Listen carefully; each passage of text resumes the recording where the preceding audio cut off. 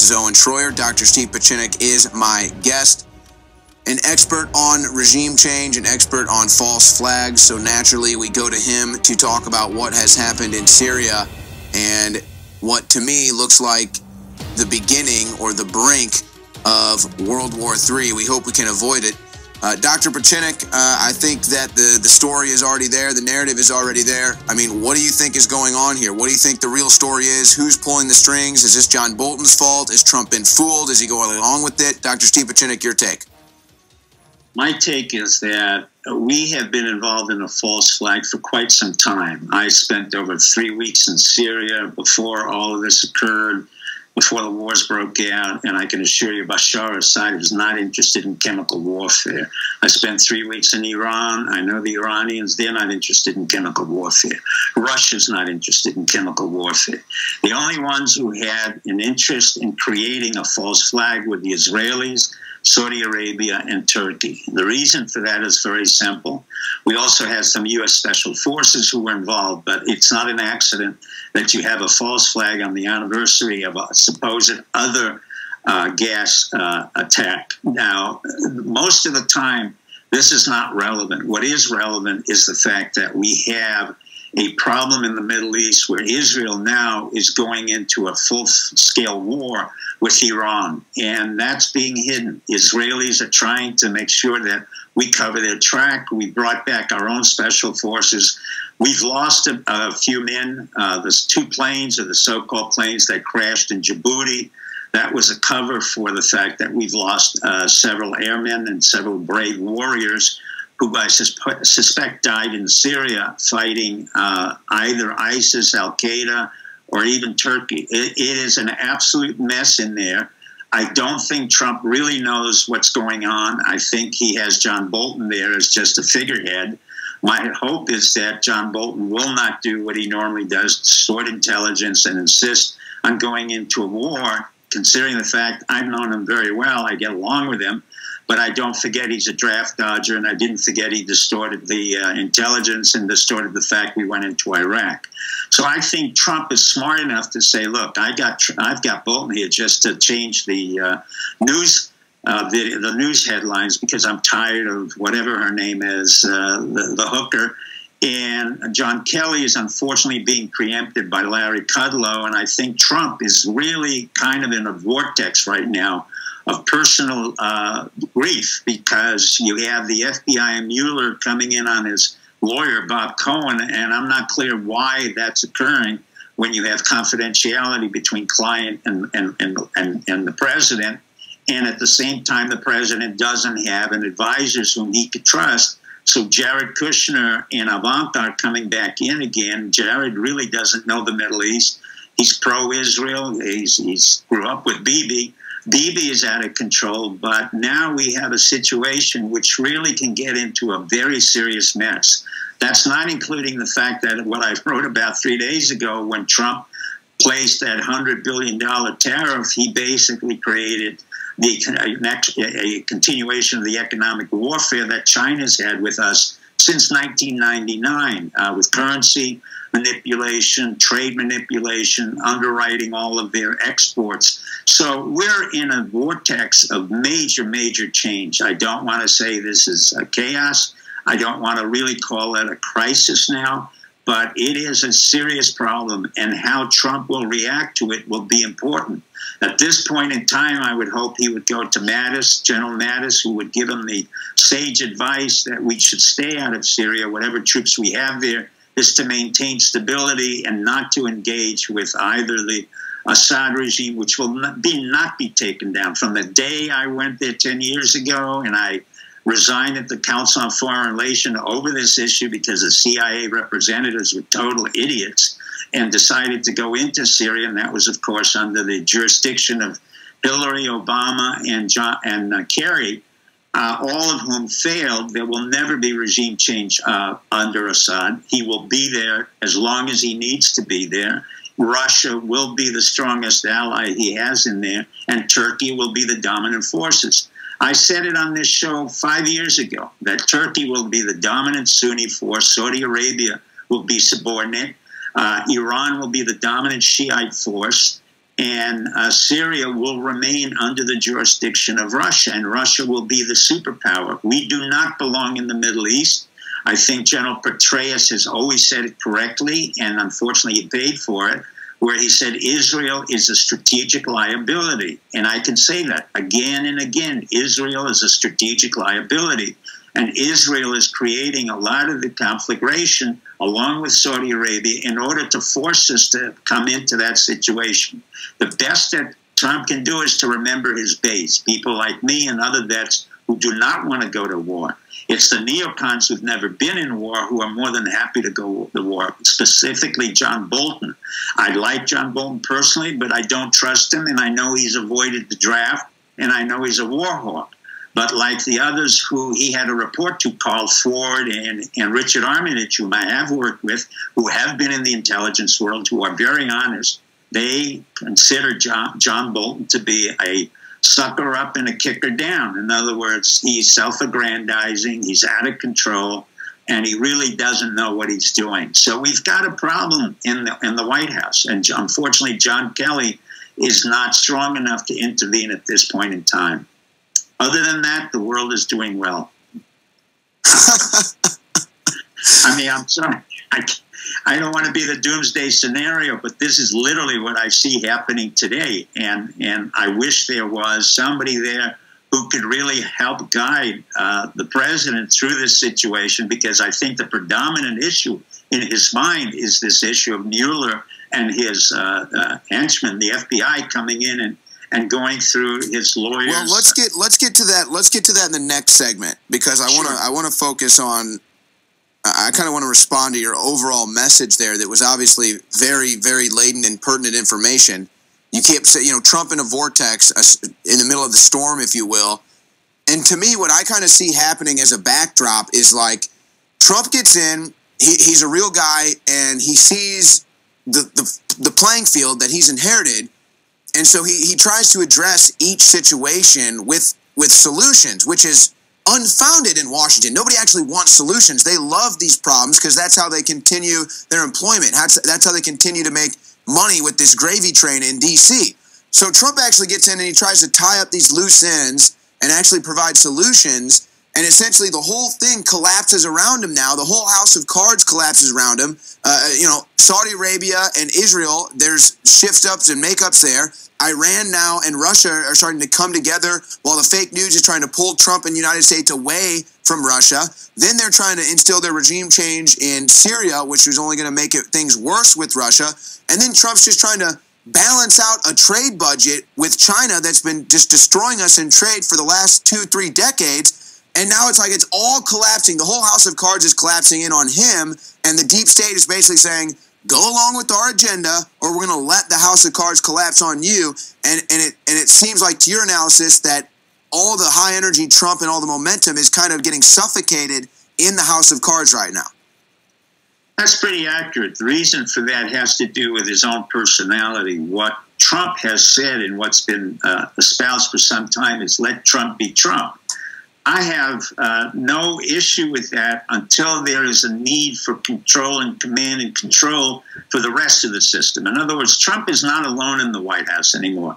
The President of the United States is not a person. He represents the nation state. And the nation state has certain variables and entities that have to be addressed: the political, the military, the economic, the strategic, the tactical, all of which cannot be consumed or expressed through the dynamics of one person.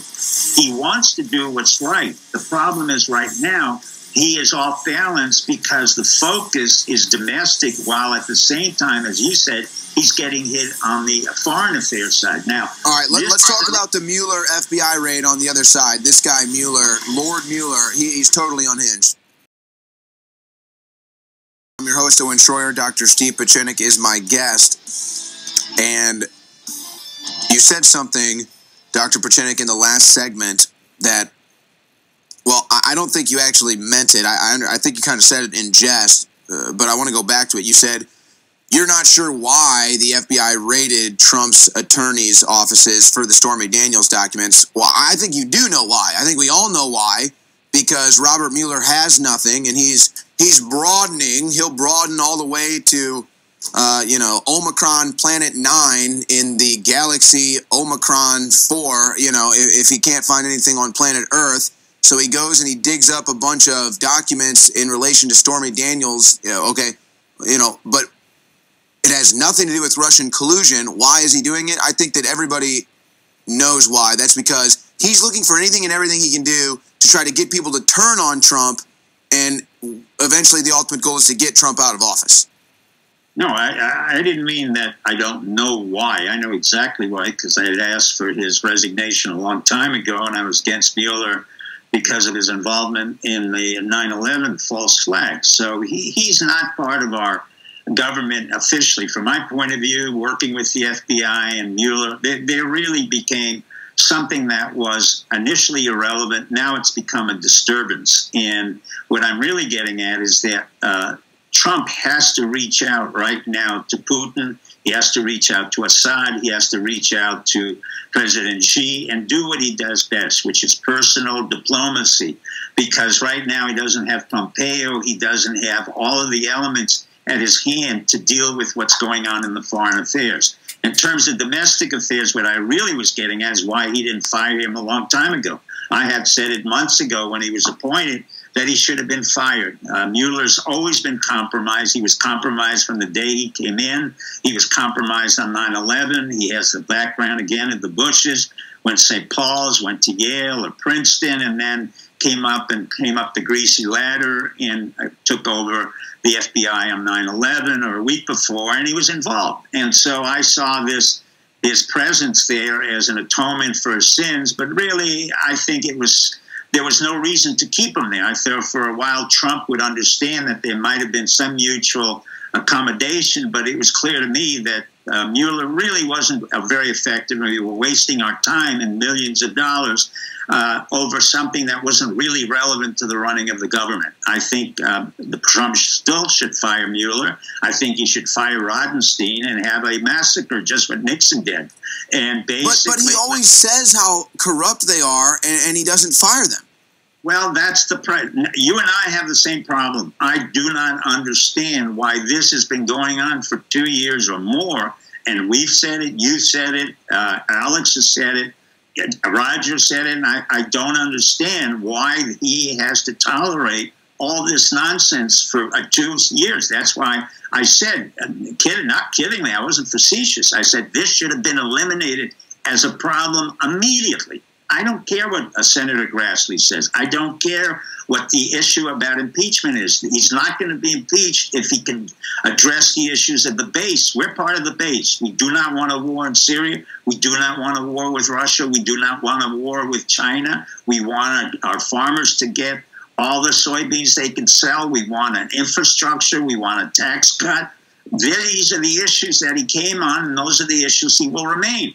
If he and I think that and while there's all this confusion and the house of cards is collapsing on him, if you will, with all of the craziness, Saudi Arabia, Israel, Iran, Russia, the fake news, Syria, and he's kind of boxed in right now, it feels like that is the only solution, Dr. PIECZENIK, is to actually implement the policy of put America first. That is his only solution right now. Going to war in Syria, intervening in Syria, that's not putting America first. Putting whatever Israel foreign policy or whatever policy they want to have, an agenda, that's not putting America first. The only agenda that saves Trump from this right now is put America first. I agree with you, but putting America first means he must fire Mueller, he must fire Rodenstein. He has the power, he has the ability. He has to trust his own judgment in being able to clean out the house. I do not understand why he kept them there as long as he had. It may have been delay tactics or whatever. But at this crucial point of time, he has to eliminate the domestic irritation in order to address the external problems, which really do impact on our infrastructure, on our businesses, on our farmers, and all of the people who work in steel, aluminum, and the other companies. We have to get the stock market stabilized. It cannot keep on swinging up and down. And the irony of ironies is Zuckerberg is really a poor leader. If I were in a hedge fund, I would have thrown Zuckerberg out a long time ago. And poor leader, great puppet. Well, that's correct. But the point is, if you look at the stock, it's a junk stock. It basically has what we have an E rating. E rating means AD. That means that most corporation investment firms do not want to touch Facebook. It basically is a junk stock. It is poorly run. It has a very poor cash flow. It has a very poor growth rate. And Zuckerberg should have been thrown out as the CEO a long time ago. It's nothing comparable to Amazon or even Google. When you look at the FANGs, the most effective stock there is Netflix, a movie company. It is, and the worst stock is Facebook. So from a point of view of financial viability, I don't even know why the Congress is wasting their time. The hedge fund boys know exactly what they're doing in Silicon Valley. I knew them before, and I would say fire the man, turn it around, and get Facebook to be relevant to the 21st century. It's a 20th Well, century. it's a perfect distraction. It's a perfect distraction from Mueller going rogue, and it's a perfect way to steal the narrative and act like they actually care about whatever's going on Facebook. Of course, they actually don't. That's why they didn't care during the Obama years. Now, all of a sudden, they care during the Trump years. But I want to get back to the big story here in the final couple minutes, Dr. PIECZENIK. I just go down a line of thinking. I say, I mean, obviously, to me, this attack in Syria is a false flag. I assume you're of the same premise. So Yeah, going with that premise, you say, why would they false flag? Okay, and it seems the apparent answer is to get Assad out of power, to have a regime change to remove Assad. Okay, well, why would they want to remove Assad? Well, I guess they'd want to remove Assad because then Russia wouldn't have control of Syria. I mean, is that what this is all about? Is that ultimately the line of thinking here? Well, that's part of it. The more serious problem is that Israel is now attacking the points where Iran is. I had warned on your show repeatedly that Israel would start attacking the Iranian positions all the way from Latakia into the northern sphere of Iran, of Syria, and as well as going into Iran. So Israel has two fronts now that it has to confront. It has not been prepared for this war. It knows very well that it's looking for a war, and it has a problem dealing with Iran. And Iran is pushing now on Israel. Hezbollah is pushing on Israel.